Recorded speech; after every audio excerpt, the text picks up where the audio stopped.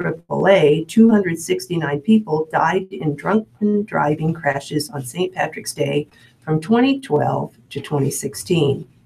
Heading out to celebrate without a plan for getting home safely can be a recipe for disaster, said Rose White, Public Affairs Director for AAA. Too many lives are lost in alcohol-involved crashes, and we want to make sure everyone gets home to their loved ones this weekend. And let's turn to this short story. An Oklahoma man was arrested Wednesday in a 2016 Lincoln stabbing in which police say he paid a relative $200 in meth to cut his wife's hair off and scar her face. Lancaster County prosecutors charged Eddie D. Stabler, 47, of Lawton, with second-degree assault and use of a deadly weapon to commit a felony. Stabler is the second person arrested in the assault investigation, and an arrest warrant filed in Lancaster County details the latest twist in the bizarre case. A relative of Stabler's, Athea R. Stabler, 31, of Bertrand, was arrested in July 2016 and charged in the attack. In the early hours of May 29, 2016, police were called to the 1500 block of B Street, where 32-year-old Jacinda Welsh Stabler was bleeding from stab wounds on her head, back, and right hand, an arrest affidavit said. Welsh Stabler told investigators she had been sleeping with her 3 small children when she awoke just before 3 a.m. to find a stranger standing over her and stabbing her. She kicked her attacker, who then ran out of the room. Welsh Stabler spent 2 nights in the hospital and needed 36 staples to repair her stab wounds, she said in an interview in 2016. Welsh Stabler told police she didn't know her attacker or why she had been targeted. She mentioned to them she was in the process of divorcing Eddie Stabler, but didn't believe he was her attacker, the affidavit said. After the attack, investigators found a silver Sheffield folding knife with blood and hair on it in Welsh Stabler's bedroom. 2 days later, an anonymous tipster who had seen news reports on the attack told police Athea Stabler matched the description of the assailant and that she'd been in Lincoln that night, the affidavit said. Athea Stabler, the tipster said, had been looking for a pocket knife that night and acting weird, the affidavit said. Investigators in July 2016 arrested Athea Stabler, who they believed entered the home through an unlocked door the night of the attack. Police believed Athea Stabler and Eddie Stabler planned the attack for several weeks. Eddie Stabler was upset about the pending divorce and said he wanted a mercenary to cut off his wife's hair and scar her face so she wouldn't forget him, according to the affidavit. After Athea Stabler left the house, Eddie Stabler gave her $200 and a quarter ounce of methamphetamine, investigators said in the affidavit. Welsh Stabler had never met Athea Stabler, she said. Welsh Stabler and Eddie Stabler never went through with a divorce. They now live separately in Oklahoma. Athea Stabler has pleaded not guilty and is awaiting trial on charges of second-degree assault, burglary, and use of a deadly weapon to commit a felony. Eddie Stabler remains in Comanche County Jail in Lawton pending extradition. If he's convicted, he faces 70 years in prison. It's 10:43, and we're going to turn now to the obituaries and funeral arrangements in our respective papers. Albers, Judith Ann Albers, 78. Celebration of Life service Saturday, March 17th at 10:30 a.m. at the West Center Chapel. Memorials will be directed by the family. This is under arrangements of Heaphy Hoffman, Warwick Cutler, West Center Chapel. Beckman, Christine A. Beckman. She was 43. Massive Christian burial Saturday, March 17th, 11 a.m. St. Cecilia Cathedral. Memorials are suggested to St. Cecilia Cathedral School, Christine Beckman Scholarship Fund. Heaphy Hoffman, Warwick Cutler is in charge. Brown, M. Freeman Brown. 93, a complete notice will follow later. Heaphy Hoffman, Warwick Cutler Chapel's in charge. Budenholzer, Mary Jo Budenholzer. She was 92. Massive Christian burial Monday, March 19th at 10:30 a.m. at Holy Cross Catholic Church. Memorials to Holy Cross Church or Sienna Francis House. Heaphy Hoffman, Warwick Cutler is in charge. Cash, Jean A. Cash. She was 87. Celebration of Jean's life, Saturday, March 17th at 11 a.m. at Bremen Mortuary, 72nd Street Chapel.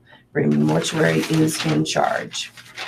DeGray, Ann A. DeGray. She was 83. Services Saturday, March 17th at 10 a.m. at St. Luke United Methodist Church. Memorials to St. Luke Teen Center. E.P. Hoffman DeWart Cutler is in charge. Elsasser, Stephen E. Elsasser. He was 66. Massive Christian Burial Tuesday, March 20th at 10 a.m. at St. Stanislaus Catholic Church. Memorials to the CJD Foundation. E.P. Hoffman DeWart Cutler making the arrangements. Ingdahl, Jeffrey N. Ingdahl, 46. Celebration of Life, Friday, March 16th, 11 a.m. at Rejoice Lutheran Church, Omaha. Bremen Mortuary is in charge. Iman, Doris M. Iman, she was 91. Funeral service Saturday, March 17th at 11 a.m. at West Lawn Hillcrest Funeral Home, which is in charge of this. Gatson, Pamela Jo Gatson, 67. Service Monday, 1 p.m. at the Roeder Mortuary, Ames Chapel. Roeder Mortuary is in charge. Gonzaga, Anita F. Gonzaga, 80. Massive Christian Burial Monday, March 19th at 10 a.m. at St. Elizabeth Ann Seton. Johnny Gentleman is in charge. Goodman, Darlene E. Goodman, she was 93. Funeral service 10:30 a.m. Saturday, March 17th at the First United Methodist Church. Memorials requested the First United Methodist Church in Norfolk or the American Cancer Society. Home for Funerals in Norfolk is in charge of this. Helwood Mize, Judith Ann, Joan of Arc, Helwood Mize, 77. Gathering of family and friends, 12 to 2 p.m. Saturday, March 17th at Bremen Mortuary, Southwest Chapel. Bremen Mortuary, Southwest Chapel is in charge. Jinx, Ellen M. Hagerty Jinx, 88. Memorial service Saturday, March 17th at 11 a.m. at Emmanuel Lutheran Church. Memorials to the Nebraska Humane Society. Kramer Funeral Home is handling this. Larson, Robert J. Larson, he was 91. Family and friends are invited to celebrate Bob's life on Sunday, March 18th at 1 p.m. at St. Luke UMC. In lieu of flowers, the family suggests gifts to be made to St. Luke UMC. Loughran, Loughran, Nora Weimhoff Loughran. She was 85. Services Friday, 10 a.m. at the Christ the King Church. Johnny Gentleman Mortuary is handling this. Ludi, Stephen A. Ludi, 69. Funeral 1 p.m. Saturday, First Presbyterian Church. Memorials to the family. Frust Navity Funeral Home in Wahoo is in charge. Marquez, Richard Marquez, 76.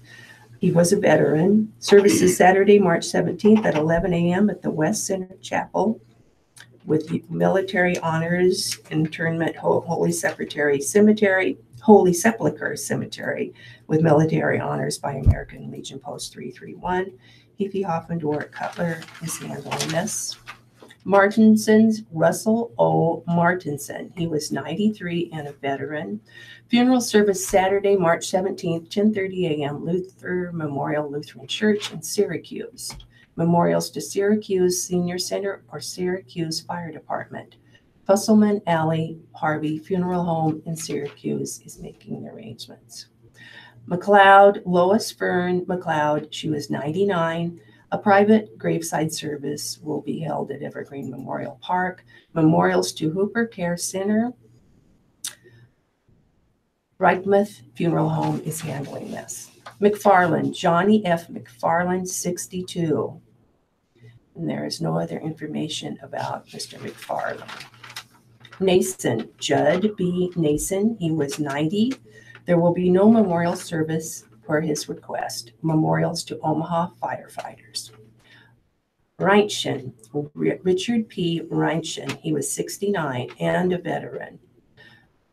The family will see friends on Monday, March 19th from 9:30 a.m. to 10:30 a.m. at the St. Wenceslaus Catholic Church, followed by Mass of Christian Burial at 10:30 a.m.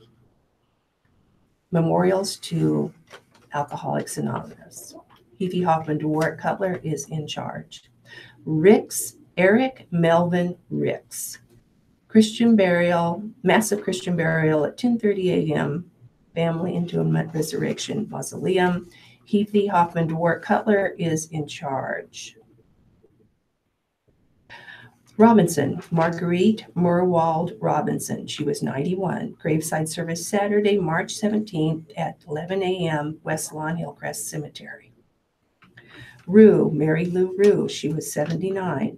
Massive Christian Burial Monday, March 19th at 11 a.m. at Sacred Heart Catholic Church. Memorials to Sacred Heart Catholic Church. Hevie Hoffman DeWart Cutler is in charge. Wagner, Robert G. Bob Wagner. There's no age available. He was a veteran. Funeral 10 a.m. Saturday, March 17th at Ithaca United Methodist Church, Ithaca, Nebraska. In lieu of flowers, memorials to the Ithaca United Methodist Church or Indian Mound Cemetery in Ithaca. Trust Navity Funeral Home is in charge. Wees, Jerry J. Wees, that's W-E-E-S. He was 60. Massive Christian Burial Monday, 10 a.m. at St. Stanislaus Church. Memorials will be directed by the family. Carisco Larkin Staskowitz Funeral Home is in charge. Willemans, Robert J. Willemans, W-I-L-L-E-M-Y-N-S. He was 89. There'll be a complete notice later. Hevie Hoffman DeWart Cutler is in charge. And finally, Wortman, Frank E. Wortman. He was 63. His body will be used for education to benefit others, and there'll be a private family service. And these are obituaries from the Lincoln Journal-Star for Friday, March 16. Elswick, Joan Eloise Elswick was 92 and lived in Lincoln. The Roper and Sons Funeral Home, memorials to Disciples of Christ Christian Church in Oakland, Iowa, or the donor's choice. McLeod, Martha Pee-wee Lois McLeod, died Wednesday, March 14 in Lincoln. The Lincoln Memorial Funeral Home, in lieu of flowers, Martha loved trees and would appreciate a donation to the Arbor Day Foundation. Goodman, Darlene E. Goodman, was 93 and lived in Norfolk, where she died on March 14. Memorials to the First United Methodist Church of Norfolk or the American Cancer Society. No funeral home is mentioned. Mulring, Larry Joe Mulring, was 71 and lived in Lincoln. The Roper and Sons, Lincoln Chapel, memorials to the family for future designation. Tuttle, Judy A. Meisenbach Tuttle, was 67 and died on March 14.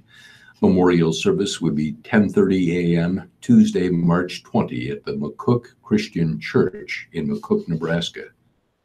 Philippi, Clifford Dean Philippi, was age 91 and lived in Bruning, where he died on March 15. Memorials to the Nebraska Children's Home Society in Omaha, the Farmer and Son Funeral Home. Jonas, John J. Jonas, was 74 and lived in Wahoo, where he died on March 13. Memorials to St. Wenceslaus Church or School, the Marcy Svoboda Funeral Home. Paula, Susan K. Paula, was 79 and died in Lincoln on March 14. The Butheris, Mazer, and Love Funeral Home.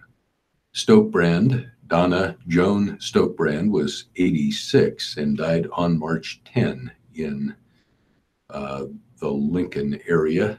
The Venrick Griffiths Havendick Chapel is handling arrangements. Memorials to Trinity Lutheran Church in DeWitt. Ludi, Stephen A. Ludi, was 69 and lived in Wahoo, where he died on March 11.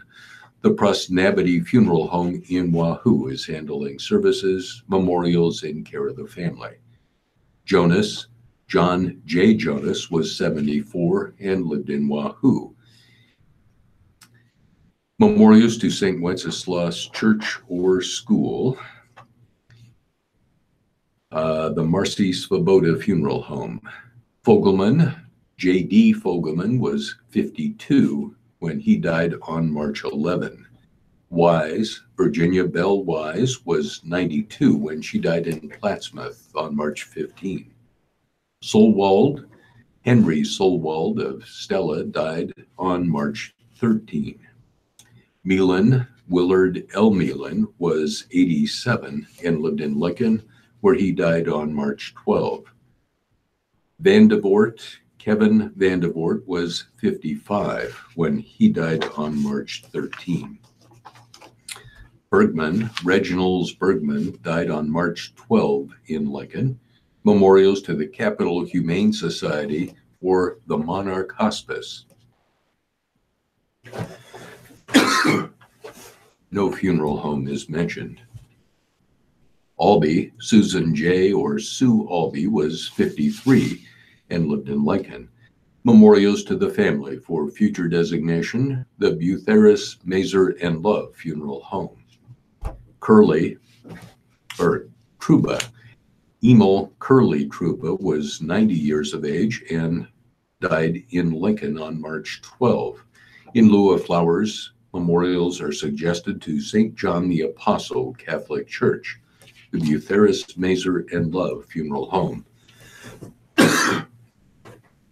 Watzik, Albert W. Watzik, was 94 and lived in Lincoln, where he died on March 7. The Wary Mortuary in Humboldt is handling services. Memorials may be given to the Humboldt Christian Church, First Christian Church in Lincoln, or the Czech Language Foundation at UNL.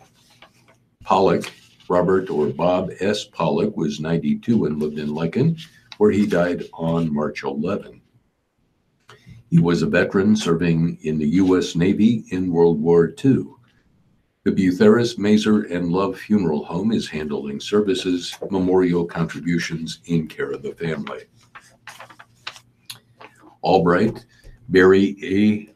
Wergen Albright, was 96 and lived in Lincoln. The Wyuka Funeral Home is handling services, memorials to the family. Bosick, Lumar Bosick, was 94 and lived in Lincoln, formerly in Wilbur. The Kunkel Funeral Home in Wilbur is handling services. Mr. Bosick died on March 13. Neiman, Eldred Gus August Neiman, was 82 and lived in Cook. Arrangements by Fusselman Ellen Harvey Funeral Home in Syracuse. Memorials are suggested to the family's choice. Engdahl, Jeffrey M. Engdahl, was 46 and died on March 11. No funeral home is listed. Celebration of life will be 11 a.m. today at Rejoice Lutheran Church in Omaha. Mommons, William Bill John Mommons, was 67 and lived in, well, it doesn't say. He died on March 12. The Volsky Funeral Home is handling services. Mr. Mommons was a veteran serving in the U.S. Marine Corps. Simons, Thomas R. Simons, was 56 and lived in Endicott, where he died on March 13. Martinson, Russell O. Martinson, was 93 and lived in Syracuse. The Fusselman Allen Harvey Funeral Home is handling services, memorials to the Syracuse Senior Center or Syracuse Fire Department. Wagner, Robert G. or Bob Wagner, lived in Ithaca, where he died on March 14. The Prosnabity Funeral Home in Wahoo. Memorials to the Ithaca United Methodist Church or Indian Mound Cemetery in Ithaca.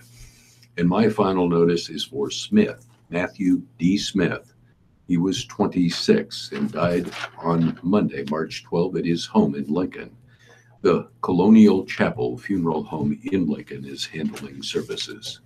And I have one final obituary that I missed in the World Herald. Sanders, Florence E. Betty Sanders. She was 93. Memorial service Tuesday, 11 a.m. at the Cutlass O'Neill Meyer Woodring Bayless Park Chapel. In lieu of flowers, the family requests memorials be directed to the Micah House. Listeners' memorials to the Radio Talking Book Network are tax deductible and will go a long way in keeping Radio Talking Book on the air. Please keep Radio Talking Book in mind when memorials are listed as donor's choice or your favorite charity. Donations should be sent to Radio Talking Book Network, 7101 Newport Avenue, Suite 205, Omaha, Nebraska, 68152. Thank you for being a Radio Talking Book Network listener and supporter. Thank you very much, Bev. We'll return to Ralph and Bev in just a couple of moments for the second hour of reading the newspaper. Look at the size of the obituary. I thought, whoops, I missed that big one. Yeah. Proudly serving our That's good, Ralph. We did good. Again, Talking Book Network brought to you with the cooperation of KIOS FM in Omaha and statewide through the facilities of NET Radio and Television. And now, at the top of the hour, at 11 a.m., it's time for the senior lunch menus, and here is Jay Nielsen. Happy Friday. It is Friday, March 16th, and you are probably celebrating St. Patrick's Day today. And for your Meals on Wheels lunch, you have potato crusted fish, carrots, red skin potatoes, rye bread slice with margarine, emerald pudding, tartar sauce, and 1% milk. And just a reminder, you can hear the senior lunch menus every day, Monday through Friday, right here on Retro Talking Book. And now, we return to Ralph and Bev. Let's listen to this public service announcement. Once again, Jay Nielsen. Radio Talking Book Service presents our third annual. I don't know why they do that. I don't know either. Did we do anything Test for your taste safety? buds No, I don't with think a so. blindfolded wine tasting and Oh, delight in delectable delicacies created for your pleasure by the chef at Nosh Wine Lounge. The do you event, know much about Whining in Stephen the Dark, Hawking as will be to Sunday, how March did he, 18th from 4 what was to the 6 device that he p.m. used to at Nosh Restaurant and transmit Wine his Lounge at type 206 on a Dodge computer, and the Street in computer Omaha. would speak for him. Musical But entertainment he will be didn't look like he provided had by use of Bob his Godin hands. and David I P. think Murphy. Barely Bob is a painful, board member but at Radio Talking Book, yeah. and he also Wow, reads because we were to watching our listeners a piece on him. every And I Friday, said, I knew that during that's the how it live ended up readings coming through the of the Omaha keyboard, World but I Herald thought and the Lincoln surely Journal he Star. did time. Seating is limited Amazing. for Whining in the Dark. Please RSVP 76. at That's I know. an amazing lifespan. With rtbs.org or LAALS. call the They're a office very, very at good friend who died of it, 402-572-3003. and it was just a matter of The months. cost for a ticket to Whining in the Dark is $60 a person. I That don't know if you includes tax, Read the book gratuity, Tuesdays and a with $30 Maureen, Yes. and the donation same- to same RTBS. sort of Yeah. thing. So please join What a us for horrible Whining in the illness. Dark Yeah, it was Sunday, because this March guy 18th from 4 to was 6. so robust and active and great sense Thank you of very much, humor. Jade. And now let's And return for the everything second hour except of the he live looked- reading of the he could Lincoln look Journal Star and the Omaha World Do you want to go Herald first or want me to? on this wet, I don't care. soggy Your Friday. voice okay? Go Okay, ahead. back to the microphones, our stars once again. Hello, Ralph Morocco and Beverly Whiting. Hello, we are back with the second half. We'll begin with the editorial pages in each of our papers. The cartoon in the Lincoln Journal Star today has Rex Tillerson at the cleaners, and he has a big soiled stain on his pants. He's standing there in his underwear, but with a suit coat on. The tailor, the dry cleaner, is commenting. He said, "Soiled reputation, tarnished character, soiled good name. I'll need a month, Mr. Tillerson. I've got 24 ex-Trumpers ahead of you." We'll turn to letters to the editor from The Lincoln Journal-Star, John Gustafson of Lincoln, writes, Billy Graham has been a faithful servant for the Lord for many years. His message was that Jesus loves us and paid for the penalty of our sins when he went to the cross. We can have a relationship with Jesus by placing our trust by faith in him. We can receive the greatest gift, the gift of eternal life. Thank you, Billy Graham, for telling us from the Bible how to get to heaven after we die and how to treat our fellow man. Matt Baldwin of Lincoln writes, since the latest horrific school shooting, there's been discussion surrounding what needs to be done to prevent future events. These have ranged from the rational to the irrational. While there are extreme ideas on both sides, the more centrist position has coalesced around increased security in schools. This may include cameras, increased police presence, and metal detectors. However, this seemingly moderate proposal misses the point of school teaching. Schools don't just teach arithmetic and reading, but they teach invaluable social skills. For most kids, kindergarten is the first time away from the comforts of home. Children for 13 years are constantly learning how to become a well-adjusted individual and grow into adulthood. The problems that a seventh grader complains about may seem trivial to an adult, but to them, they are the first time they've felt these emotions and encountered these experiences. It shapes and molds their being. Turning schools into prisons where armed guards roam the halls and nothing is out of reach of the camera's eye fails to meet the social and emotional aspects of schools. It creates a culture of fear and violence that influences the student. It makes the child believe they live in an evil world full of constant crime and violence, when in reality, our world is the safest it has ever been. Of course, there is room for policy to reduce shootings, but the idea that we need to turn the classroom into a cell only would make the culture of fear even worse. Craig Bowles of Palmyra writes, Senators, you have the seatbelt law and you have the motorcycle helmet law. Please pass a law that makes everyone wear a helmet while operating all motorized vehicles on the roads of the great state of Nebraska. Put them on or take them off. This discrepancy is gross discrimination and hypocrisy. Think about it. This is an editorial that appears in the Omaha World Herald. It originally appeared in the Dallas Morning News. Without question, Stephen Hawking, the legendary theoretical physicist who died Wednesday at 76, was not only the world's best-known scientist, but also one of the greatest scientific figures of all time. Indeed, since 1979, he held the same professorial chair at Cambridge University, once graced by Sir Isaac Newton, who, unlike his successor, never wrote a blockbuster international bestseller, 1988's A Brief History of Time, or appeared on The Simpsons.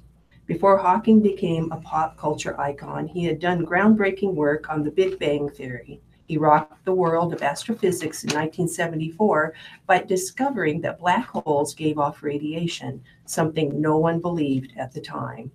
Two of the landmark scientific discoveries of the last century were general relativity and quantum mechanics. Hawking made tremendous strides toward unifying the two fields, bringing physics tantalizingly close to achieving its holy grail.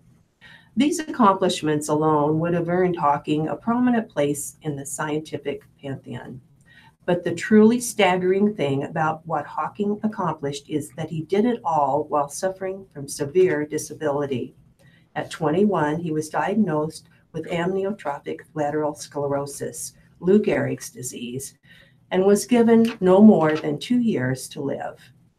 The neuromuscular disease progressed so rapidly that by 1974, when he made his first great breakthrough, Hawking was confined to a wheelchair by paralysis and spoke in a nearly impenetrable slur. In 1985, an emergency tracheotomy robbed him of a voice entirely. Hawking communicated through a computerized device. By the end, his only lifeline from his corporeal tomb was the twitch of his cheek. And yet, look what the man did with his lot. Had the indefatigable Hawking not defied the astronomical odds set against him by doctors, the loss to science would have been incalculable. Hawking was an intellectual hero, to be sure, but he was no secular saint. Ask his first wife, who, angered by his admirers for tarnishing his image with public tales from their tragic marriage. It can be difficult to see greatness in your own time, but the sheer spiritual audacity of this man, who refused to allow the prison of his ruined body shackle his mind, stands as the scientific wonder worker's greatest miracle. Aside from being known as a brilliant scientist, Hawking was also known for his humor and wit, a sardonic form that pulled no punches. When British television personality Piers Morgan asked him about his IQ, he responded, "People who boast about their IQ are losers." Another time, when discussing making contact with alien forms, Hawking remarked, "I think it would be a disaster. The extraterrestrials would probably be far in advance of us. The history of advanced races meeting more primitive people on this planet is not very happy, and they were the same species. I think we should keep our heads low." When asked a few years back by the New York Times how he kept his spirits up, Hawking said, "My expectations were reduced to zero when I was 21. Everything since then has been a bonus." The boundaries of his world were narrowly and severely drawn by disease, but with his mind, peerless, free, and invincible, Stephen Hawking roamed the universe. And this is Doyle McManus's column. Mr. McManus writes for the Los Angeles Times. The mystery isn't why Rex Tillerson was fired this week. It's why he lasted so long. Tillerson, a thoroughly conventional conservative who became Secretary of State on the strength of his career negotiating oil deals for ExxonMobil, was out of step with his boss from the start. He was a George W. Bush Republican in a Donald Trump world. He was the embodiment of the theory that Trump would pivot toward traditional GOP policies after his inauguration. But the pivot never happened. That left Trump and Tillerson at odds on major issues. Trump's version of America First views international alliances as costly encumbrances. Tillerson wanted to preserve them. Trump wanted to tear up Barack Obama's 2015 nuclear deal with Iran. Tillerson wanted to keep it. Trump pulled the United States out of the Paris Agreement on climate change. Tillerson wanted to stay in. If that weren't enough, Tillerson was simply bad at his job. Instead of focusing on diplomacy, he spent much of his time redesigning the State Department bureaucracy and offering to cut his own budget. Tillerson's defenders said he was a voice of moderation, and he was, but an ineffective one. Trump undercut him relentlessly, dismissed his attempts to negotiate a deal with North Korea as useless, and finally took over the effort himself. Nor did Tillerson ever sincerely attempt to win over his boss on a personal level. When NBC reported that Tillerson had privately called Trump a moron, the Secretary of State denounced the report, but never quite denied it. Rumors began circulating almost 6 months ago that Trump was ready to fire his ill-fitting Secretary of State. The reports even named the most likely successor, CIA Director Mike Pompeo. The clumsy episode revived a perennial question. Can anyone who agrees to serve Trump escape without serious damage to his reputation? Pompeo is about to find out. On the surface, the former Tea Party congressman from Kansas looks like the anti-Tillerson.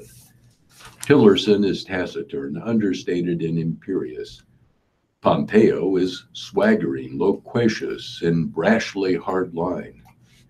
The CIA, he said last year, must be aggressive, vicious, and focused on crushing our enemies. He won Trump's heart the same way Defense Secretary James N. Mad Dog Mattis did, by sounding like a take-no-prisoners tough guy. But Pompeo, who learned international politics at West Point and graduated from Harvard Law School, is also quite capable of nuance and revision. Once installed at the CIA, he acknowledged that the Iran deal had put the United States in a marginally better place because it allowed international inspections of nuclear facilities. On North Korea, he believes it may be impossible to force Kim Jong-un to dismantle his nuclear force immediately, and that the United States should pursue the secondary goal of stopping nuclear tests. And he has endorsed the intelligence community's view that Russia's Vladimir Putin meddled in the 2016 election and is trying to meddle again, an unusual break from the president. He has consistently argued that Russia is a bigger threat than Trump seems to think. So it's not clear that Pompeo's ascent means a major shift in foreign policy. Instead, it likely means a more effective Trump foreign policy, one with the State Department inside the circle of decision makers instead of outside. The question for Pompeo now is that he is getting the most important job in the cabinet is how he will define his role. Will he be Trump's enabler, or will he try to retain the president's undiplomatic impulses as Tillerson tried to do? Or will he tell the president when he's wrong? And will Trump listen? Here's an editorial from the staff at the Omaha World-Herald. Rage and out-of-control behavior, cruel, ugly words, a brutal resort to violence. Such are the horrid conditions in a household where a domestic abuser lashes out at a partner or spouse.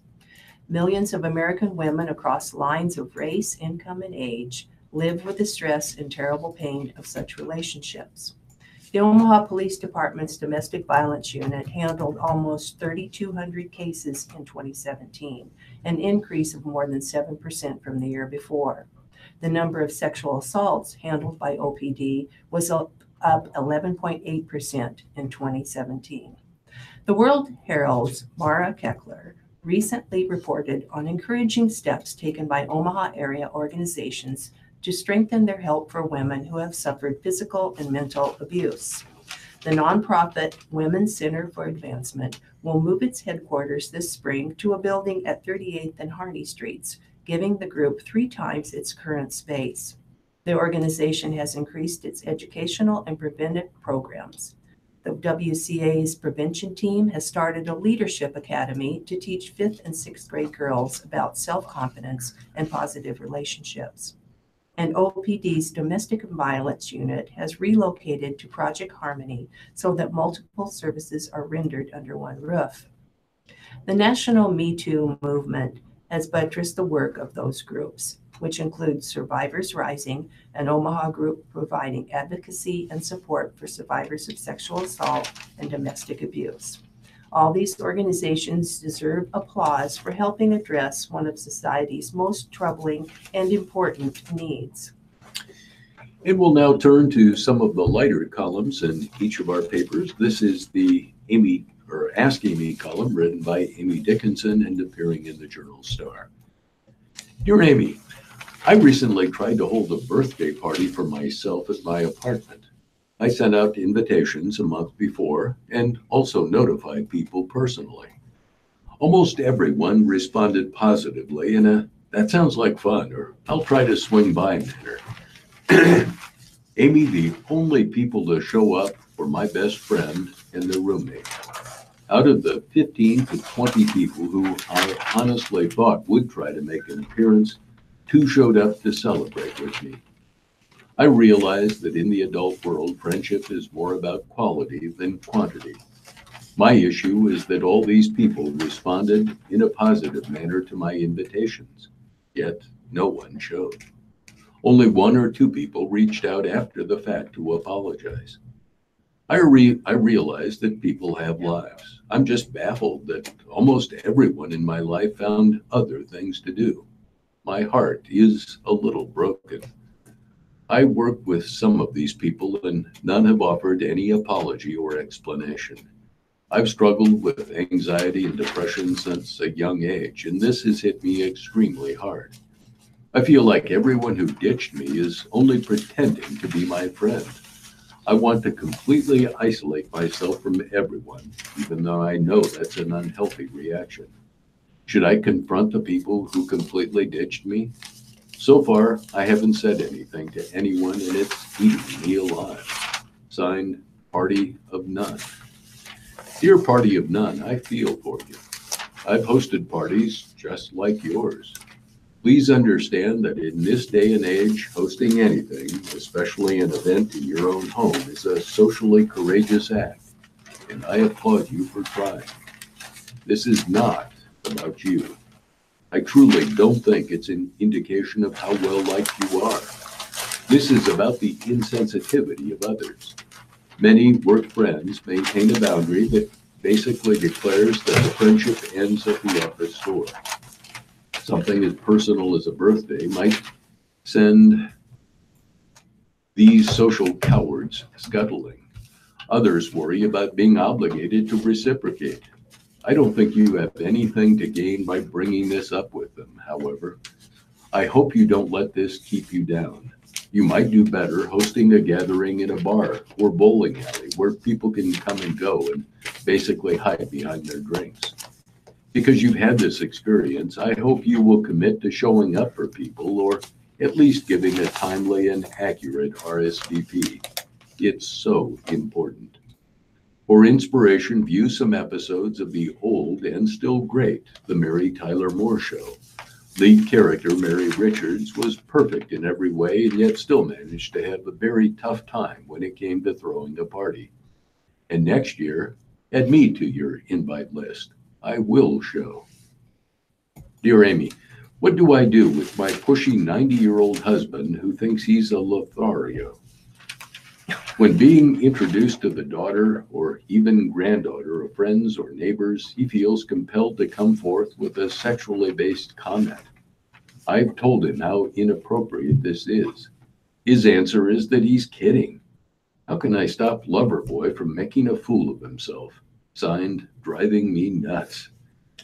Dear Nuts, during a time when you two are alone, you should ask him, do you realize that this kind of talk is wrong, offensive, rude, and not the way a gentleman should behave? You're offending these people and you're embarrassing them, yourself, and me. In another era, he might have thought this was okay, but really, it has never been okay. Women now are more open about these sorts of comments, how these sorts of comments make them feel, and they don't like it. If he thinks this is appropriate kidding behavior, then he needs to rework his comedy act. Depending on the dynamic, if you see acute discomfort from the recipient of this nonsense, you might hop in and say to the victim of this failed humor, oh, please excuse him. He thinks he's Bob Hope. Once you explained who Bob Hope was, things should have been smoothed over.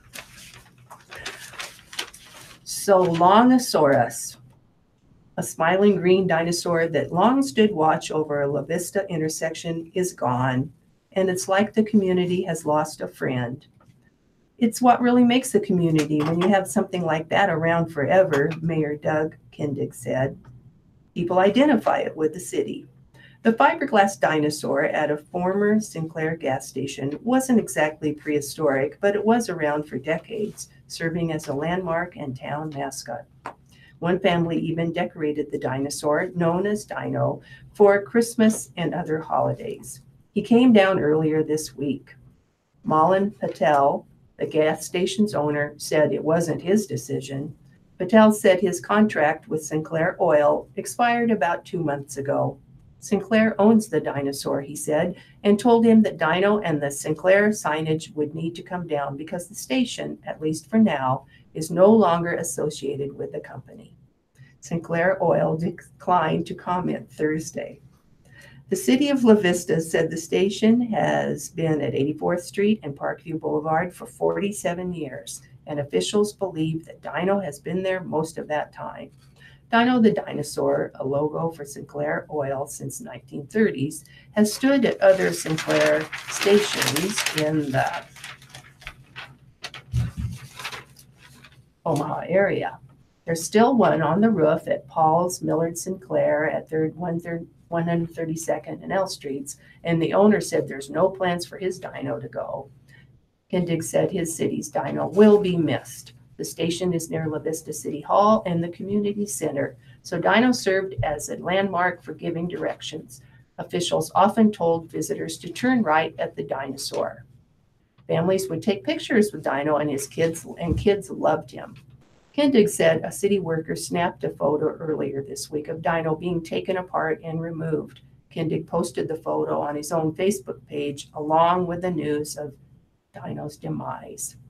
The post drew dozens of comments such as, "No," or "A La Vista treasure," or "My kid is crying," and "What the heck?" Kindig said Dino's removal is similar to the loss of a giant evergreen in front of City Hall in 2015. The 55-foot-tall Colorado spruce had served as a centerpiece during the city's annual Christmas tree lighting ceremony for years, but it had to be cut down because it was slowly dying from the top down following an act of vandalism to the tree's trunk. Patel said there's a chance that he might sign another contract with Sinclair depending on price and other factors, so it's possible Dino could return.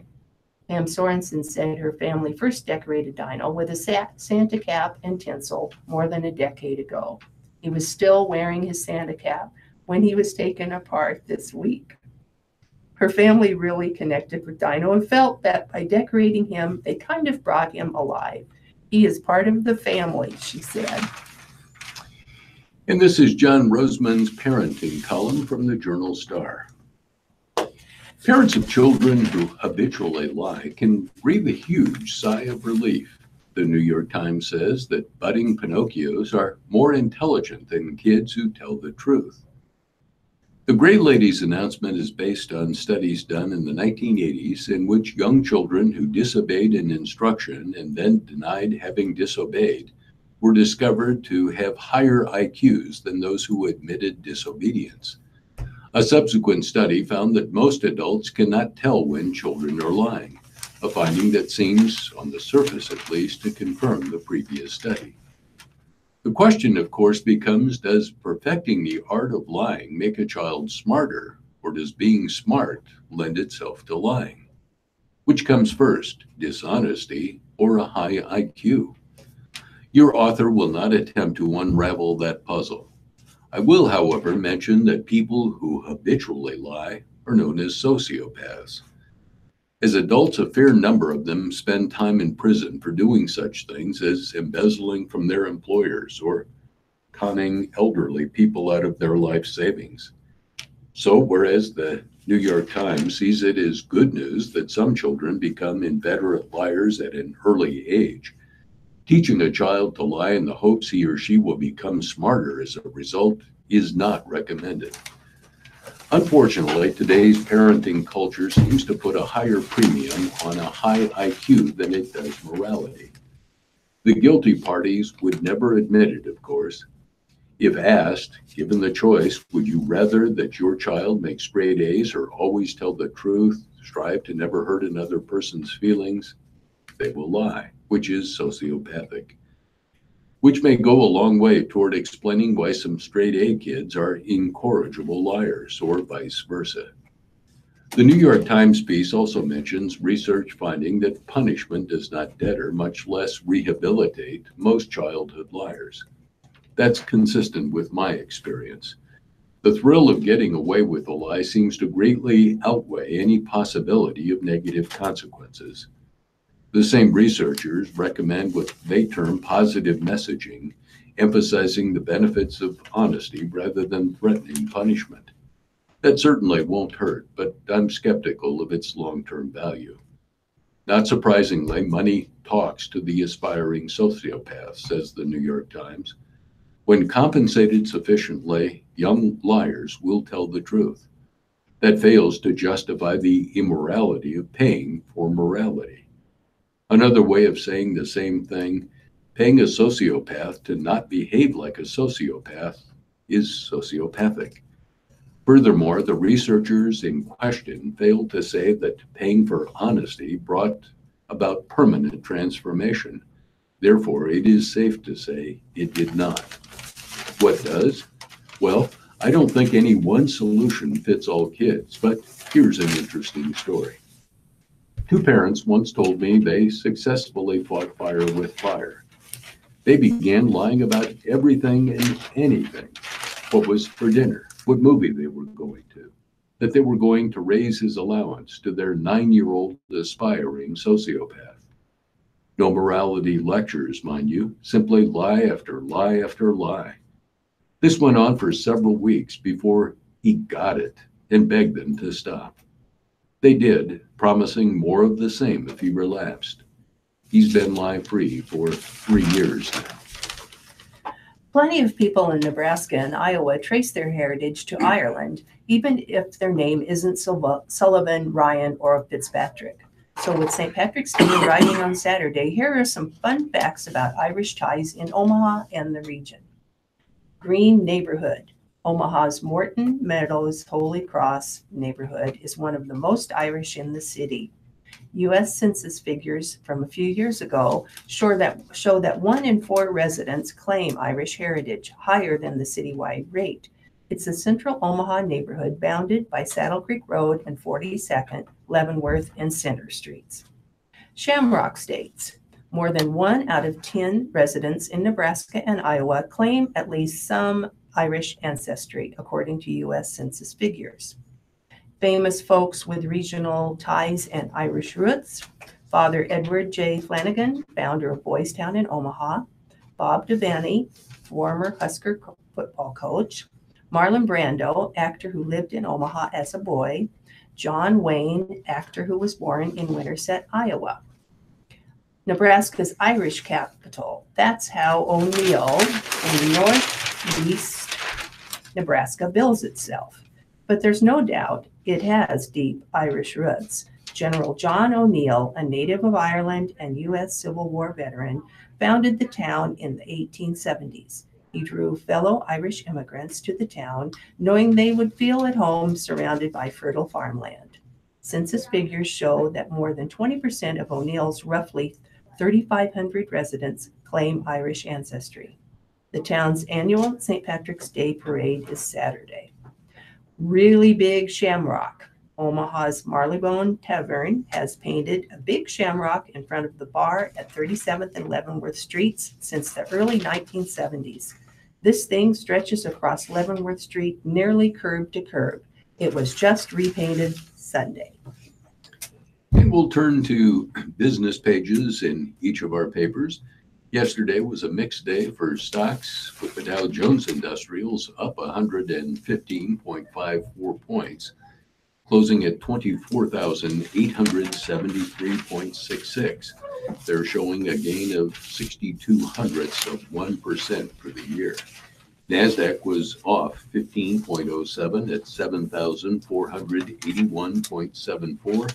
It's showing an 8.4% gain for the year. The S&P 500 was also down, off 2.15 at 2,747.33. It's showing a 2.8% gain for the year. Oil for delivery in April was up 23 cents a barrel to settle at $61.19. Long-term U.S. mortgage rates fell this week for the first time this year as the spring home buying season begins. The decline comes after 9 straight weeks of increases that pushed borrowing costs higher.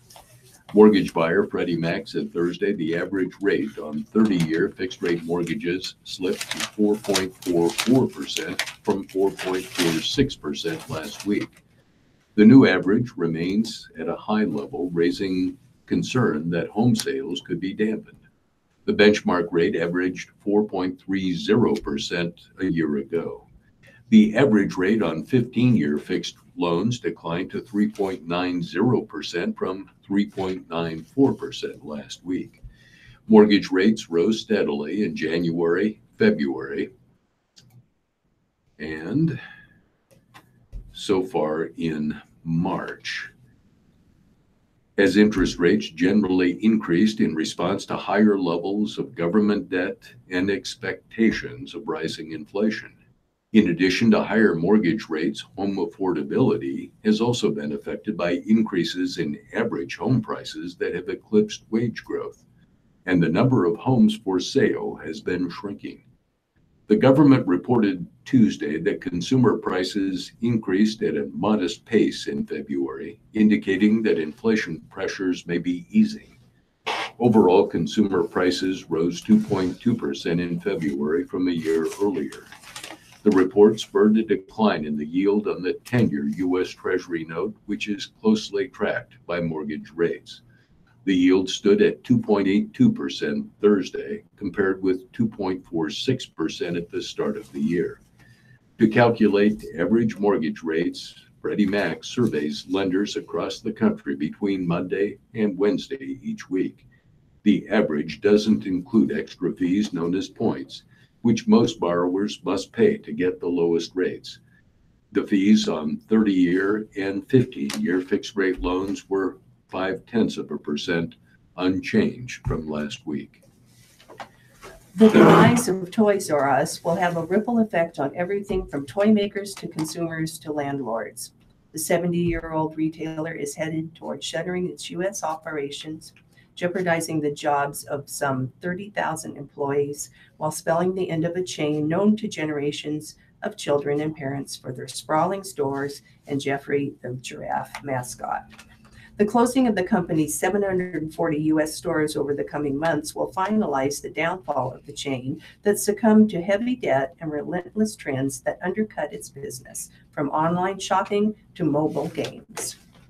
And it will force toy makers and landlords who depended on the chain to scramble for alternatives. CEO David Brandon told employees Wednesday the company's plan is to liquidate all of its U.S. stores, according to an audio recording of the meeting obtained by the Associated Press.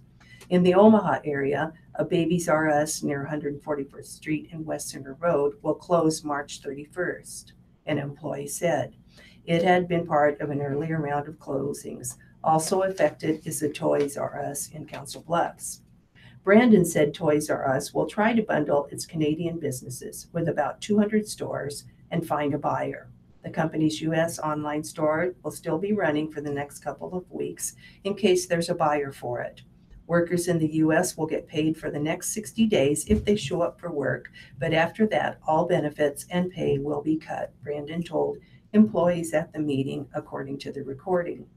It's likely to also liquidate its businesses in Australia, France, Poland, Portugal, and Spain, according to the recording.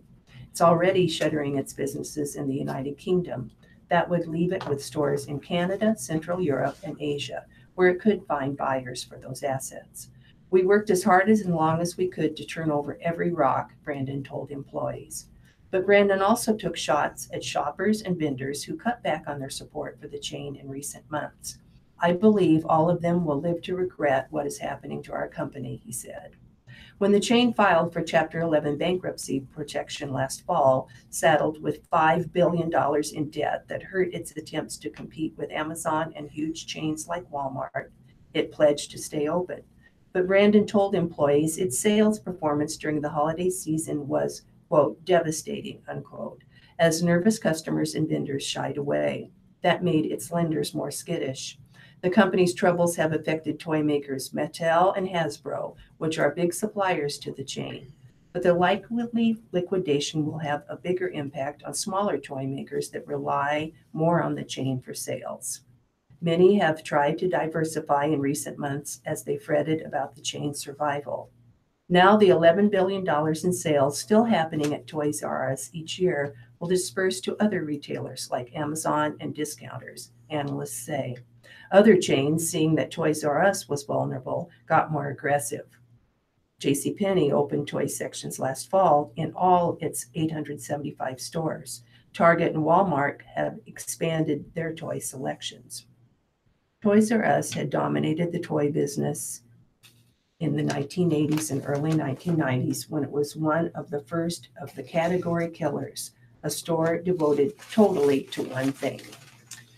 From Omaha, a monthly survey of bankers suggests the economy is likely to continue improving slowly in rural parts of 10 Plains and western states. Creighton University economist Ernie Goss says crop prices have improved a bit, but remain relatively weak. That's hurting business. The overall rural Main Street Index slipped slightly to 54.7 in March from February's 54.8. Any score above 50 suggests a growing economy in the months ahead. In Nebraska, the March index was 52.3, down from 54.3. Bankers from Colorado, Illinois, Iowa, Kansas, Minnesota, Missouri, Nebraska, North Dakota, South Dakota, and Wyoming were surveyed. Under pressure from U.S. regulators, Ford is recalling nearly 1.4 million midsize cars in North America because the steering wheels can detach from the steering column and drivers could lose control.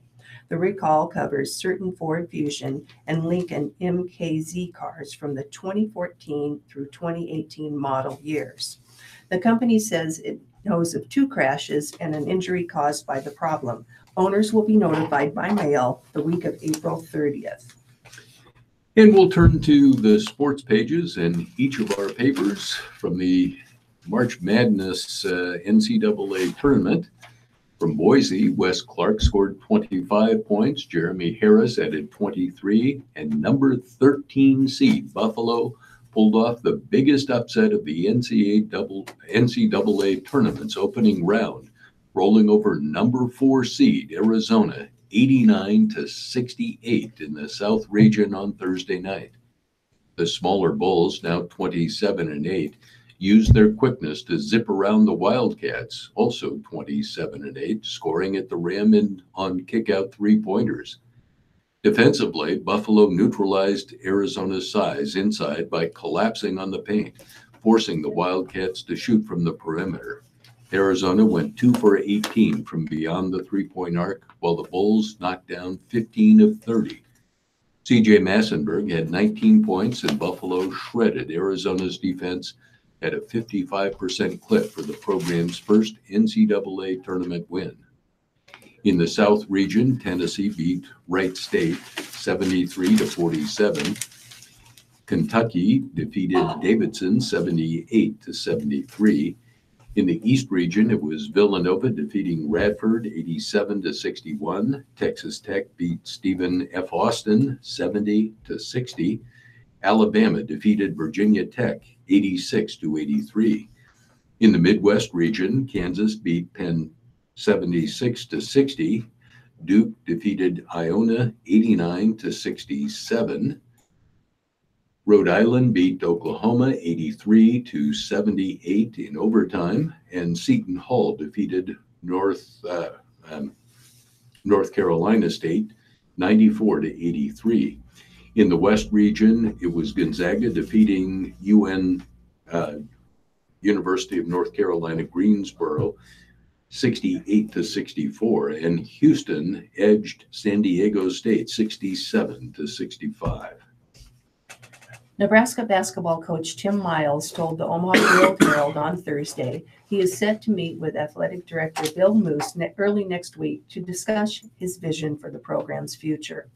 I'm going to present to Bill my 5-year plan, said Miles, who finished his 6th season Wednesday with a first-round NIT loss at Mississippi State. We'll talk about how we got to this point and how we can continue in an upward trend. I look forward to that meeting, Miles said. Miles has 2 years left on his contract after previous AD Sean Eckhorst, who was fired last September, declined each of the past 2 years to grant the 1-year extensions that football and basketball coaches normally get. This season, the Huskers finished 22-11, matching the school's second highest victory total. Their 13-5 Big Ten mark, while tying for 4th place, broke the school record for conference victories. A preseason media poll picked NU to finish 13th out of 14 teams. Overall, Miles is 97-97 and 46-62 in conference play, with 1 NCAA, and 1 NIT appearance. Anytime a new coaching staff arrives at a program, part of the intrigue is whether it can get more out of certain players on the roster. There is perhaps no better example at Nebraska than Jackson. He arrived here a ballyhooed prospect, the crown jewel of Mike Riley's 2016 class. And while the 6'3" Jackson has played in all 25 games since then, he started all 12 in 2017. He has not established himself as a defensive difference maker in his first 2 seasons. In fact, Jackson is one of the more polarizing figures on the roster. He showed flashes of the kind of physicality that college teams yearn for at the position, but other at times appeared lost in coverage or, at the very least, was beat either on the run or when the ball arrived. Now he goes to work under 8-year NFL veteran and NU defensive backs coach Travis Fisher. Did Jackson, who is on his 3rd position coach in as many seasons, unlock something in his game and become a premium player? Are his movement skills limited, or does something else hold him back in a season in which seemingly everyone on the Husker defense had his struggles? The eventual answer to that question is a critical one for a defense short on bodies at corner and hell-bent on playing an aggressive turnover-focused style. From York, Nebraska, the Twitter-inspired idea, the brainchild of junior Nebraska football commit Garrett Snodgrass, of repainting the town's iconic water tower, is likely never to gain traction. The water tower, fashioned in the image of a hot air balloon, has become York's landmark, its calling card for Interstate 80 travelers. Painting it gold in the likeness of York High's football helmets might be deemed a defacement of a masterpiece, like putting a mustache on the Mona Lisa. However, a first Class B football championship last fall, followed last weekend by the Duke's first state basketball crown since 1944, are signs this town may be in the midst of a sports-minded identity change. I laughed when I saw the Twitter said junior guard Brady Danielson, fully understanding the unlikeliness of it all. It's something I wouldn't mind seeing happen, but no further explanation was required or offered. Perhaps many believe that the past 7 months have already transformed the Dukes into a new iconic brand for their small city. It's all pretty amazing, said Danielson, who scored 69 points in last week's York's 3 state tournament victories, 2 of them coming in double overtime, to earn Family Fair Athlete of the Week honors. Everybody is still pretty excited. We know the hard work that went into winning both football and basketball, he said. The Athlete of the Week is chosen through voting on neprepzone.com from finalists picked by the World Herald. Danielson averaged 23 points per game in the state tournament, but it was a steal and ensuing hustle play that might have epitomized the weekend and the season for the Dukes, who were 27-1, who always leaned on their defense when things got dicey. York held a 1-possession lead on Bennington in the semifinals, but the Badgers had the momentum with a 4th quarter run that turned the game into a nail-biter. Danielson noticed that the Badger he was guarding was being a little careless with the ball as he brought it up court to the left. The 6'3", 190-pound guard came up aggressively, swatted the ball away up the court, and then outraced his opponent to the loose ball with a dive. And that's when the play got interesting. Out of the corner of my eye, I could see Wyatt Cast running free, Danielson said. I just flicked it up to him. It looked like Wyatt was going to try to dunk on him. He finger rolled it in and got a 1-and-1. Cast's 3-point play gave the Dukes a 6-point lead and forever halted Bennington's momentum. All of a sudden, we were communicating defensively and being more aggressive, he said.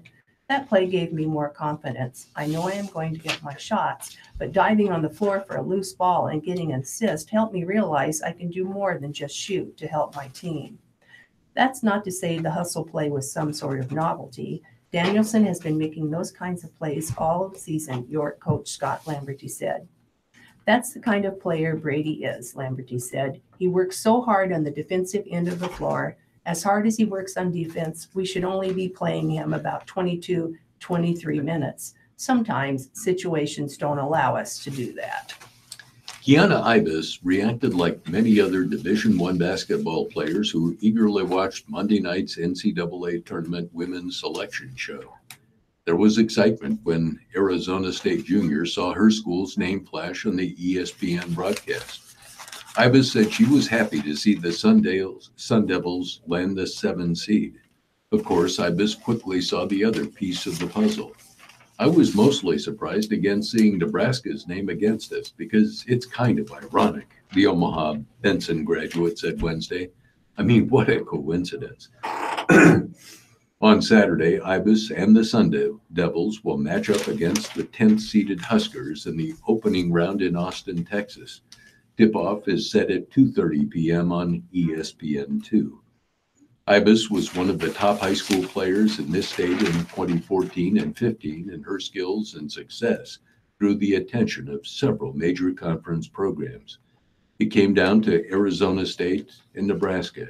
In fact, Husker Junior Maddie Simon and Ibis were on the same visit to the NU campus. But Ibis had always wanted to be close to the West Coast, and her mom offered some words of encouragement during the recruiting process. She didn't want me to stay close to home just because of her. So she kind of encouraged me to go out and do what I wanted to do, said Ibis, who eventually signed with the Sun Devils of the Pac-12. More than 3 years later, she's the team's leading scorer.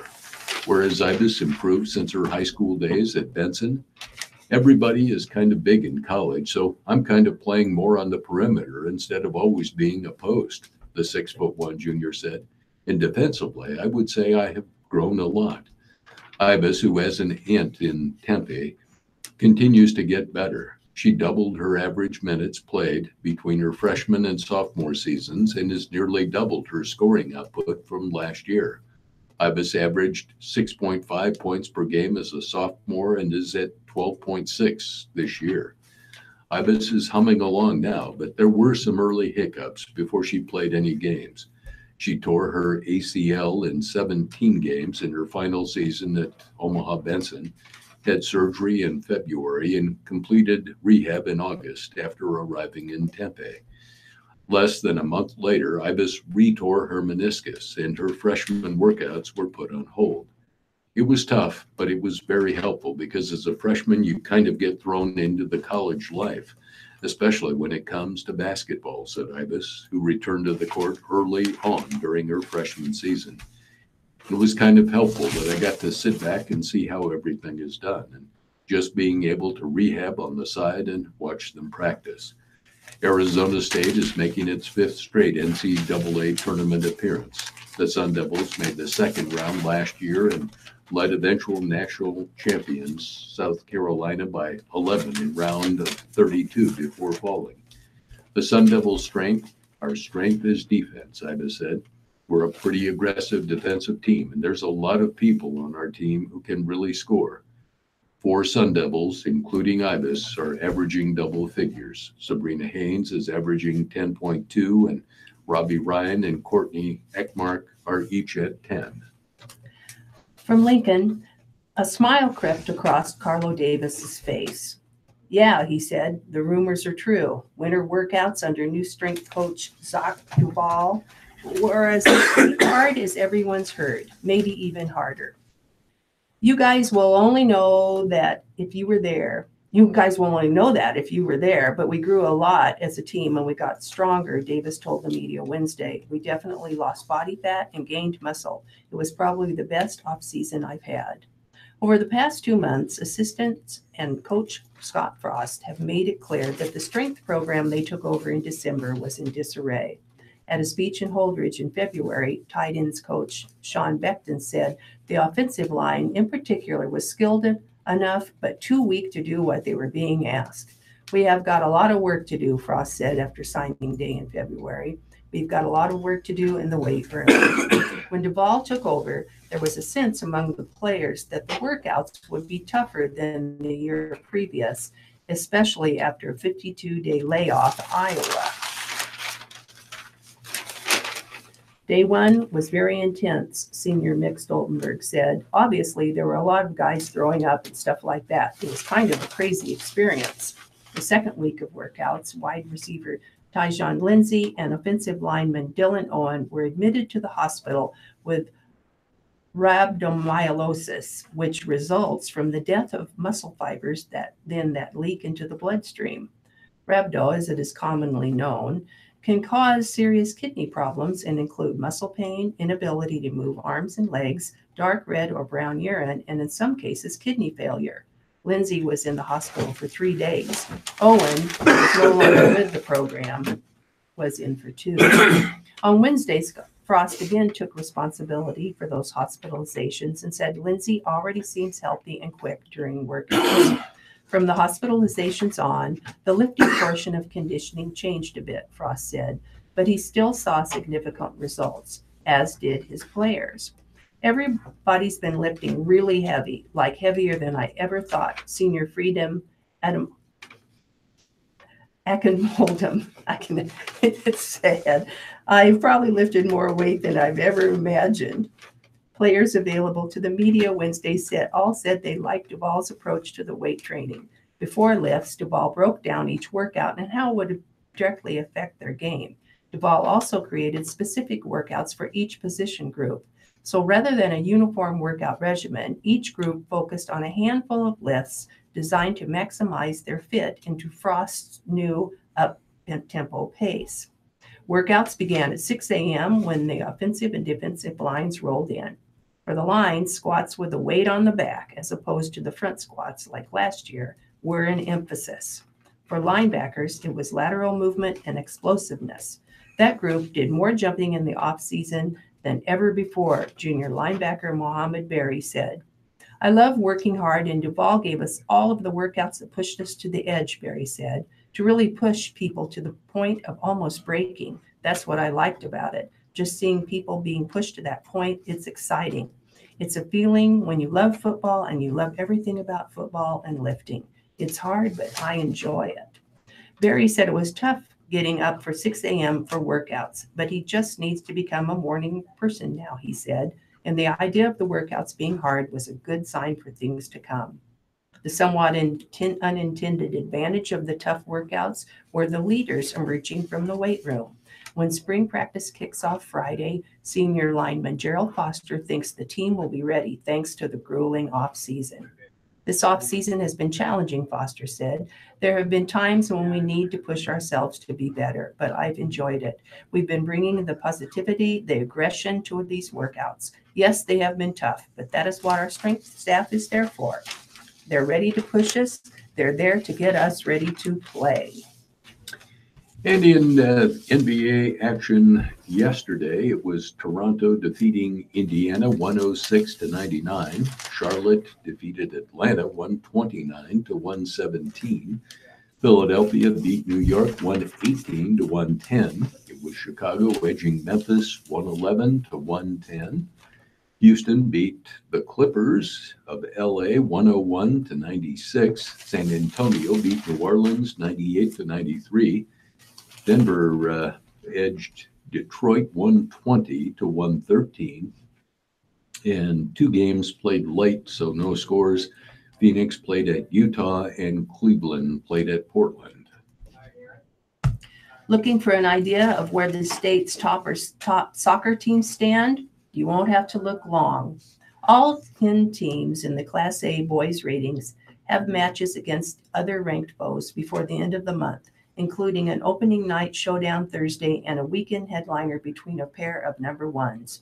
We're excited to get started, Omaha Creighton Prep co-coach Jim Swanson said. It's a fun time of year. The Junior Jays, Class A's defending champions, are part of a double triangular Saturday at Omaha South. Prep is joined by the host Packers, ranked number 1 in Class A, South Sioux City, ranked number 1 in Class B, and Omaha Burke.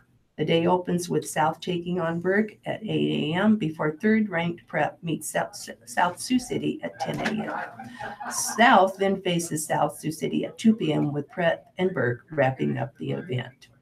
For Swanson and Company, it will be the unveiling of a new Junior J product. Gone are 15 seniors from a team that reached the program's third straight state title final. But the cupboard is hardly bare. A junior varsity team that went unbeaten a year ago One Metro coach called it one of the best he's ever seen. Will surround 6 returners. The Nebraska softball lineup has received a spark compliments of Ashley Guile. To be clear, Guile hasn't suited up for the Huskers since 2012. She also was a grad manager for NU, but it was Guile who encouraged Allie Riley, then a 7th grader from Soonerland, to come attend an NU softball camp. I was like, Nebraska football school, said Riley, an Alva, Oklahoma native. And then we came to camp and I met the coaches and I just instantly loved it. And ever since, my goal was to play here. Riley wanted to be a Husker and the Huskers later wanted Riley. Now a freshman, she's giving Nebraska, now 17-7, a much needed boost at the plate. Riley started the season as Nebraska's backup catcher to Bree Cassidy and made her first start 15 games into the season against Washington. Now she has the hot bat. It's the point where I'm trying to get her as many at-bats as I can, Nebraska coach Rhonda Ravel said. With a calm presence at the plate, Riley is 13 of 28, or 464, with 3 doubles and 8 RBIs. And most of these are ABs have come in the past 2 weeks. Ravel shed light on another unfreshman-like moment from Riley. At last week's Jayhawk Invitational, Riley missed a chance to drive in some runs during an at-bat. Back in the dugout, she told the teammate, I don't want to let my teammates down with runners in scoring position, Ravel called. For a freshman to say something like that is a big deal. It is time for us to make way for other programming. I'm Ralph Morocco, and it's been my pleasure to read for you. Look forward to doing it next week. And this is Beverly Leidick, and thank you once again for being with us. Thank you very much, Ralph Morocco and Beverly Leidick, for braving the wind and rain and bringing us alarm? all the news fit to print Phone in the call. Lincoln Journal-Star and the Hello? Herald today. You are Yes. tuned to the Radio Talking Book Network in Omaha, Nebraska. Radio We're proud Talking to Book. serving our blind and visually impaired listeners for over 43 years. Radio Talking Book is brought to you by 12:45, KIOS Omaha and statewide. I can probably get there a little sooner than that. I'm just finishing, so Association of the Blind for the grant they give us that allow us to bring you these Figure newspapers each day. 15 or 20 minutes.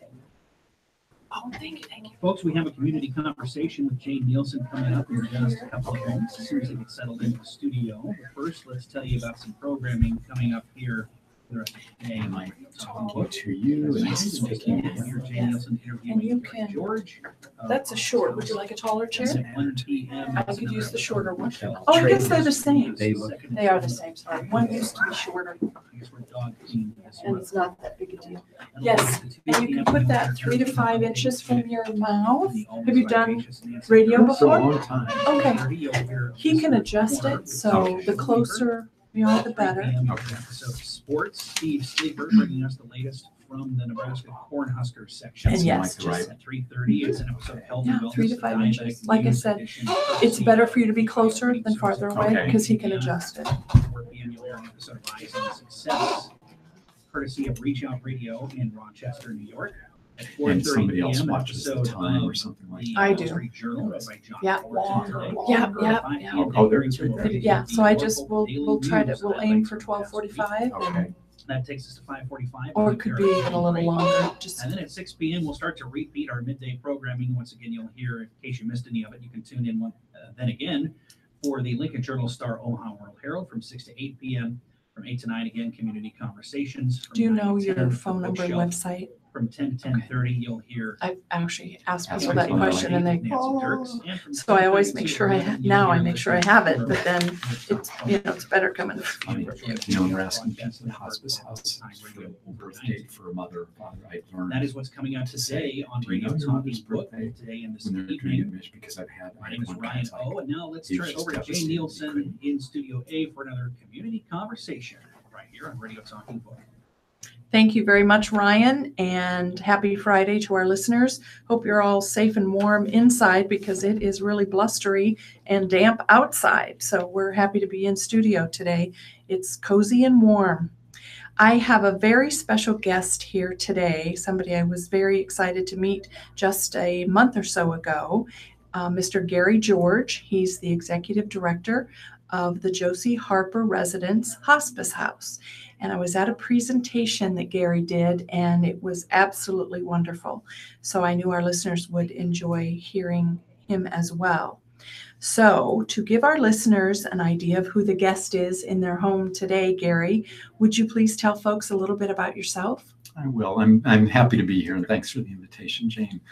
You're welcome. Well, to talk about Hospice House and just maybe share some stories. So thanks for that opportunity. I am a born in Omaha person, but lived away from here in North Platte for a lot of years growing up, and did some education at Nebraska Wesleyan, and later on Trinity Lutheran Seminary, and later on nursing school, and some school in Minneapolis in Minnesota, University of Minnesota. So I've done lots of different things in lots of different places education-wise, but spent about 5 years in Washington, D.C., doing some volunteer work and in homeless shelters for folks, and also served a Lutheran parish out there for a time, and then came back to Nebraska to be the executive director of Nebraska AIDS Project in the early 90s, and was there for a few years.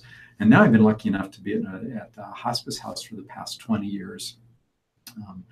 Family-wise, for me, I've got a partner, Jim, and for us, we just enjoy home projects and renovating home projects and cats. So we've had a string of cats through the years, and right now have only 2. And for us, that's too short of usual. You usually have 4 or 5. Really? Cats find their way to us. We've discovered we never go searching. They find their way to us, and we love our cats. So. Well, you'll have to share some cat stories. Ryan has a cat, and is very fond of Mags, and so he will enjoy listening to any of your cat stories if you have them. Excellent. We do appreciate life with cats. Yeah, Absolutely. yeah. Oh, that's cool. So born and raised here and across the state, and lived other places, and your education and family. Do you have other family like siblings or? I've got cousins? my mom and dad lived in North Platte. My dad died a year ago, so that was a fairly new death for me, coming right up on that now. But they lived in North Platte. My mom is still there. And then I've got an older brother that lives in Colorado, in the Littleton area, and he's been out there for many, many years. He will not come back to Nebraska. I know that. He's a Nebraska boy, but he's a Coloradoan. He will be there. So you have to go out there to visit him? Go out and go snow skiing. So it's a good draw. Oh, there you go. Yeah, there you go. That's perfect. That's perfect. And so how did you get interested in, or what made you switch careers to working at the Hospice House? There is no short answer to that question, Jane. So I tell you that to begin with. That's good. But that would make a good story. Years ago, when I was in North Platte, I was an orderly in the hospital, and I just loved the medical community. And those were in the days when you just went and you learned on the job. There was no certification or anything, and I just loved patient care.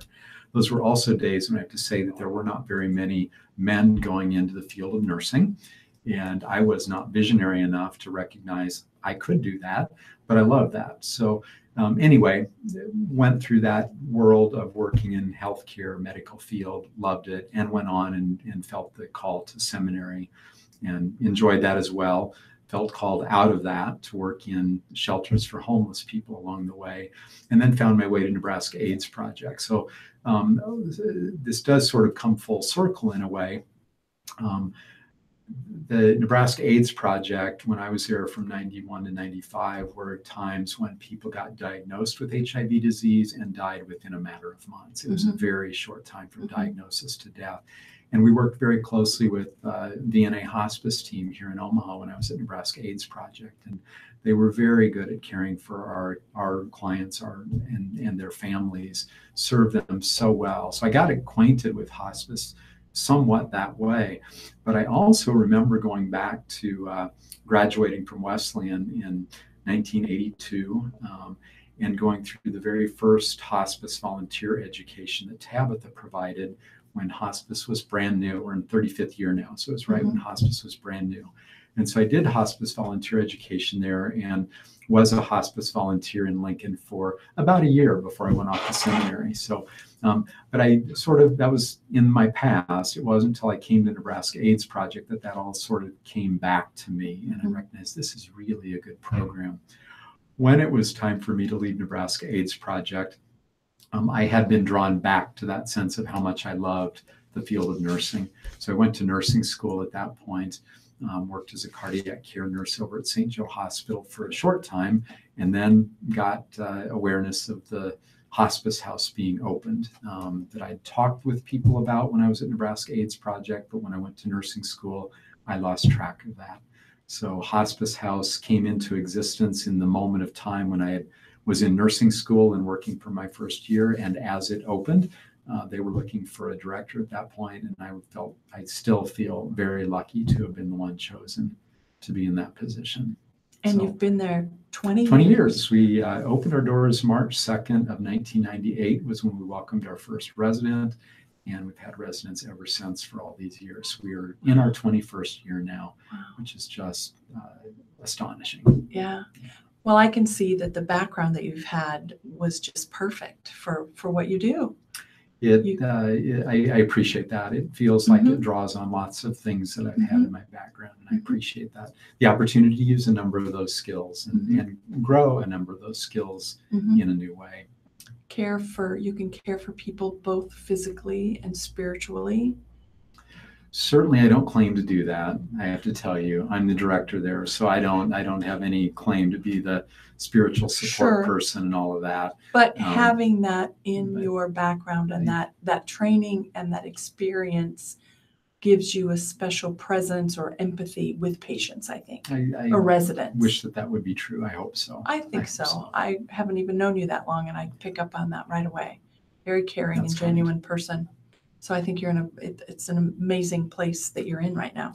And I want to make an appointment and come visit. I've heard it's That'll be great. A beautiful facility. So I would like to come see it as well, if that's not an intrusion. It is important to take those tours, and we appreciate when people do that. Okay.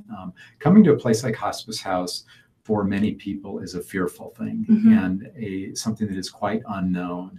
And I remember one gentleman many years ago now, I was taking him down the hall to show him our place. He was there to talk about care for a family member. And as I was walking down the hall, telling a few stories and pointing to things, I realized in a moment that, wow, he had lagged behind. And so I turned around to look at him, and he stopped me. He said, I just have to tell you, as I knew I was coming here today, my image was that I was going to go to a dark place and go downstairs. And he said, this is just so different. He said, I'm just having this moment of how different this is. This is a bright place. This is a light place. This is a place about life. And my image was so wrong. And that was so vivid to me, recognizing the images people have. Some have a visual, others just have a fearfulness that they're going into a place. And so the idea of coming and touring and visiting us and knowing what goes on is a really good thing for folks to do, maybe to anticipate sometime when somebody might need that kind of care. And it's a little less challenging to come at that point. Right. So you are welcome, as are the listeners at any point. Cool. Yeah, because it could be a neighbor, a friend, a loved one, if not sometime themselves. Absolutely. Yeah. Very cool. So go on with your story about ending up at Hospice House and a little bit about what you do. Sure. Hospice House is a unique organization. It has a unique structure. And I'll start there because it's something that we're very proud of.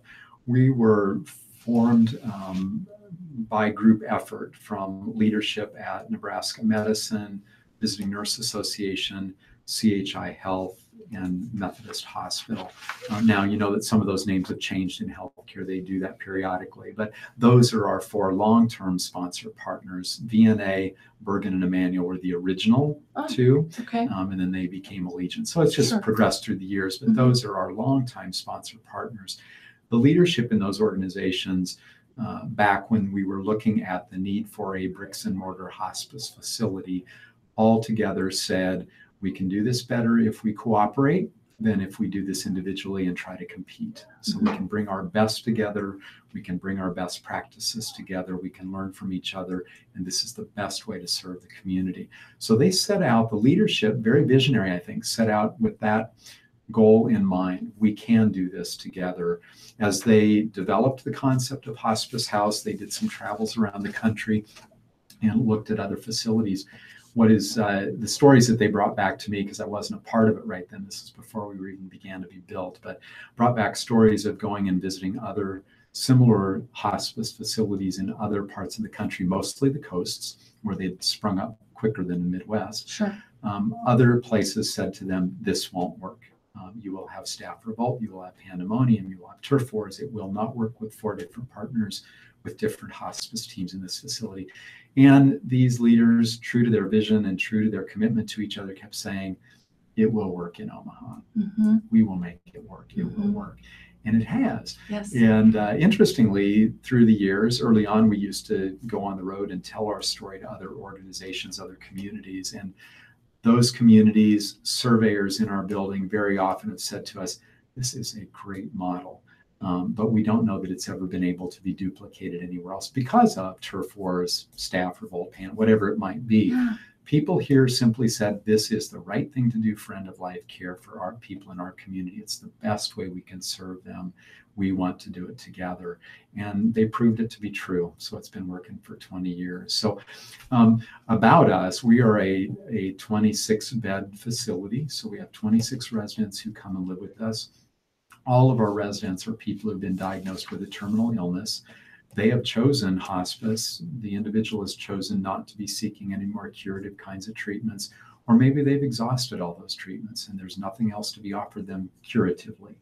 At that point, then they're seeking a different goals of care. So they're looking for quality, for whatever amount of time they have left. Their goals of care have changed now, and when they're on a hospice plan of care, and they come to live with us again by choice. Private rooms, private bathroom facilities, and staffed by my coworkers who are registered nurses, licensed practical nurses, nursing assistants. They're the ones who provide the 24-hour care at the bedside. And then each of our residents has chosen a hospice team from the community. At this point, it has been Methodist, VNA, and CHI. Very recently, Methodist made a decision to transition over to VNA. So the choices at Hospice House will be VNA and CHI, but there still is a choice of hospice team. So those Medicare certified hospice teams work in close teamwork with my coworkers at the bedside to provide the best care that we can for our residents 24 hours a day. And so that's what we've been doing for 20 years. Successfully There's some great stories there, and my coworkers deserve always a wonderful pat on the back for earning a reputation for doing great care at end of life, and not only that, but maintaining that reputation over such a long period of time. I'm so proud of them and proud to be a part of them. That's awesome. So you found that there weren't other hospice houses across the country that had the type of model that they were trying to do? That's true. There weren't. So in most communities, what's taken place is a particular hospice team has created its own hospice facility. So in any community, there would be any number of hospice teams, and each of those hospice teams might have its own facility. And that's workable in many communities, but it also has been a challenge in some communities because of trying to maintain occupancy. And then people just competing by one-upping each other in terms of their construction and the room size and the amenities. And I think that some competition drives quality. I recognize that. And so we want to always be aware of our community to develop this in a different way. So our competition isn't what drives our quality. We don't think that we've got another hospice facility across town that we have to compete with, but we do recognize that we've got eyes looking in at us and being a part of us from all of these 4 sponsor partners. We have our group of volunteers that are always helping us to maintain quality, our various hospice teams, as well as regulators, surveyors, and all from the community. So we think that we have the quality piece of that as well addressed by all of the people that are looking at us. We also have the opportunity in a place like ours for cross-pollination, that the VNA hospice team has a resource that the Methodist hospice team can use. A CHI hospice team knows a podiatrist that will make a house call the hospice house, or they know a very cool utilization of a medication that works on a particular symptom that the others haven't learned about yet. So that kind of interaction between each other is really creates a rich environment for us. And again, other communities have spoken of this as a really good model, but just don't have leadership with the same visionary capacity that ours had 20 years ago. So we're proud of that. It's worked, it continues to work, and it's an amazing thing. I would add to that, we live in a world where healthcare is very competitive, Yes. and every healthcare system wants to be doing its very best job, and every healthcare system wants to be caring for every patient that they possibly can, from the time of birth all the way to the time of death. We recognize that too. But one of the things that has been appealing to some of the folks in the donor community, the Gracious Families Foundations, has been the fact that this is a cooperative effort, and recognizing that, wow, this doesn't always happen in the healthcare community or in many other entities. It doesn't happen well. This is happening at Hospice House. It's happening at End of Life, and they find that to be something that they wish to support and promote. So Right. we think it's a very good thing for us in that way too. That is. So as far as you know, there are no other hospice houses that have taken your model and been To the able best. to replicate it? To the best of our knowledge, Wow. that's true. Yeah. Wow. Yeah. Now we don't do a survey of that all Sure. the time, and nothing has come our way Yeah, from other circles. So that's our amazing. knowledge, And you that, know. based on that, then that's where we got the Tri-Faith Initiative. And that complex of 3 churches, 3 Yes. faiths. Here we are in Omaha. Yeah. Yes, with some very visionary people Yeah, and willing it's to make it amazing. work. Mhm. There's another one. In fact, I have a gentleman coming in later this month. It's called the Nebraska Greats Foundation. I've not heard of that. It is Nebraska football players that started a foundation to help athletes of any college, any athlete in any sport in any college in Nebraska with medical costs after, after their career or whatever. Yeah. Amazing. Wow. That So is- we've 3 things that I know of that yes, really make our state wonderful. And our absolutely. people. It's our people. It's the It's our people that do it. You're right. That's a wonderful story. And you do use volunteers then. We do use volunteers. What kind of volunteer opportunities do you have? Sure, there are a variety of things. Some of that depends on the volunteer themselves, Mhm. but I'll take a step back and just say that the Medicare hospice benefit that was set up 35 years ago, actually, I mentioned that I went through that volunteer education in 82, 83-ish timeframe. That's when the Medicare hospice benefit was established in the United States. So it's relatively new as a benefit. But one of the things that was required under Medicare hospice was that every hospice would have a cluster of volunteers. And there's some formulas that are used that would say volunteers have to have so many hours of volunteer work in each Medicare hospice team to be in compliance with Medicare guidelines. So every hospice has volunteers, and we love them, and Hospice House is no different. So some of our volunteers at Hospice House are welcome. They welcome people into the community, answer phones. They're the hospitality volunteers that greet people on the phones, give information, welcome people when they're coming, direct them to resident rooms, give tours and those sorts of things. Some of our volunteers do more clerical work of filing and helping with some of the light computer work and those sorts of things. Other volunteers come to us wanting to spend time at the resident bedside.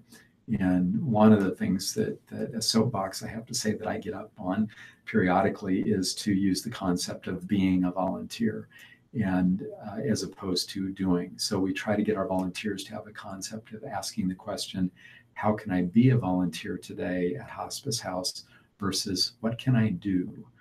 We're a very doing kind of community. And so we try to instill that in our volunteers. How can I be? Now, being a volunteer one day might mean that I'm emptying the trash. Sure. Being a volunteer another day might mean that I'm filling the dishwasher or changing out some water in some plants. But another day being a volunteer might mean that I'm sitting quietly at the bedside of someone who's actively dying, may be restless and needs somebody there for safety, may just need somebody there for presence. And the being a volunteer is so important in those settings. In our do kind of world, we try to get people to see, how can I be? That's what I need to be here, and just to change that mindset for them. So we've got those volunteers that will sit at the bedside with residents who need that friendly visitor conversation or not. It's my sense that there is something going on between human interaction somehow that's unseen, can't be measured, can't be gauged, but something happening when two people are in that room. So I like to promote that. That's a good use of your time as a volunteer. It's a good way of being, is by being at the bedside. And that gives just a good sense to my coworkers, the paid staff members who are walking by a room and seeing that, hey, Gary George in room number 3 has a volunteer with him. I know that I can give a little more time to my other residents over here because Gary George is being well attended to there for a moment. So that's all good. We also have volunteers that come in and just find their own way. There are volunteers that make cookies. So every Thursday we have an enormous number of cookies that get made and eaten, all in the same day usually, by volunteers. And that's a pretty well-known thing. It's been going on for pretty much all of our 20 years almost. We've had cookie lady volunteer, and they're almost all women cookie ladies, bake cookies for us on Thursdays. Wow. And the volunteers that come in and plan parties on Fridays particularly. We try to observe some of the major holidays, but we don't go overboard on that. Try to be reasonable, but observe those kinds of milestones with people. So, and then we have, we're very blessed to have volunteers that aren't hospice house volunteers, but they come to us from other communities. The Omaha Quilters Guild makes quilts for our resident rooms. They are beautiful. They are masterpieces of artwork, and people